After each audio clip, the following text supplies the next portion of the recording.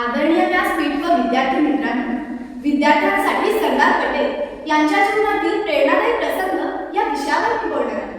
प्रखर देशभक्ती, स्वच्छ चारित्र्य आणि कणखर करारी व्यक्तिमत्व असलेले सरदार वल्लभभाई पटेल हे आम्हा विद्यार्थ्यांना निश्चितच प्रेरणादायी आहे. बालपणापासूनच घडत गेलेल्या वल्लभभाईंच्या व्यक्तिमत्वाचे विविध पैलू आम्ही विद्यार्थ्यांनी जर अंगीकारले तर आमचेही जीवन तेजोमय होण्यास नक्कीच मदत होईल असे मला वाटते. ही पवित्र माझी माता, हा पवित्र माझा देश. ही पवित्र माझी माता, हा पवित्र माझा देश. उच्चारवाने गरजू जय जय जय भारत घोष, जय जय जय भारत घोष. शाळेत असल्यापासूनच वल्लभभाई कुशाग्र बुद्धिमत्तेचे होते. सर्वसामान्य विद्यार्थ्यांपेक्षा त्यांचे वेगळेपण नेहमीच उठून दिसत असते.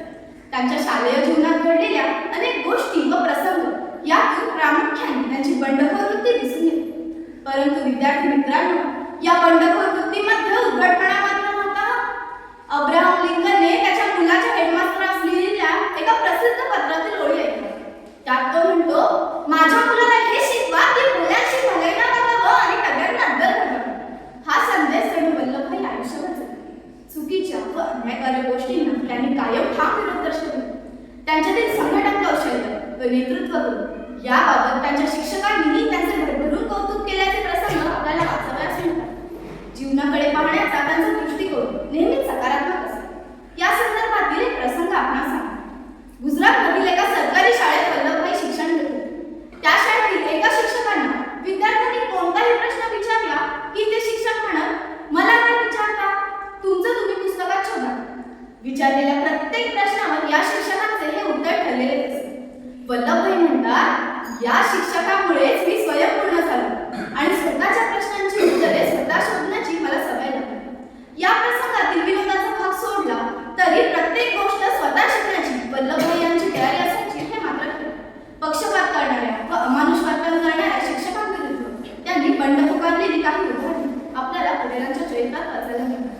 विद्यार्थी दशेपासूनच त्यांच्यात असलेल्या या धाडसी निर्णय शक्तीमुळेच भारत देशाला त्यांच्या रूपाने एक कणखर नेतृत्व प्राप्त झाले. जनतेतील दुबळ्या वर्गाला सूत करता येईल, विणकाम, लिहायला, वाचायला शिकवताना त्यांचे अगोदर जनतेशी संबंध प्रस्थापित झाले होते. परंतु सारावाडी युद्धाचा लढा द्यायला जनता तयार आहे की नाही याबाबत त्यांच्या मनात शंका होती.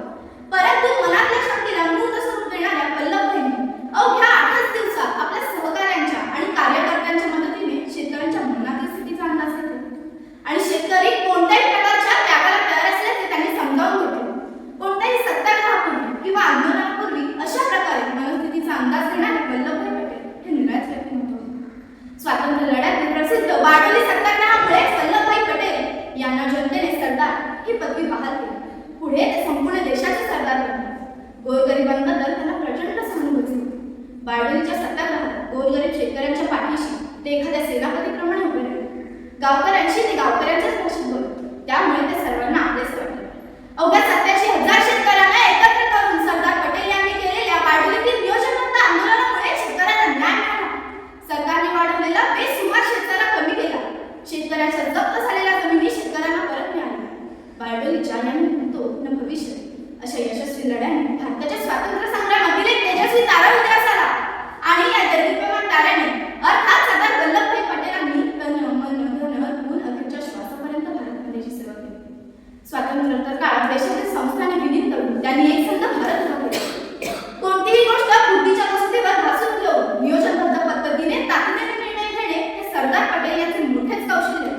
सरदार पटेल यांचा बुद्धिवादी दूरदृष्टिकोन आम्हा विद्यार्थ्यांसाठी प्रेरणादायी आहेच, पण विकसित भारताच्या उभारणीच्या दृष्टीने सरदार पटेल यांचे व्यक्तिमत्व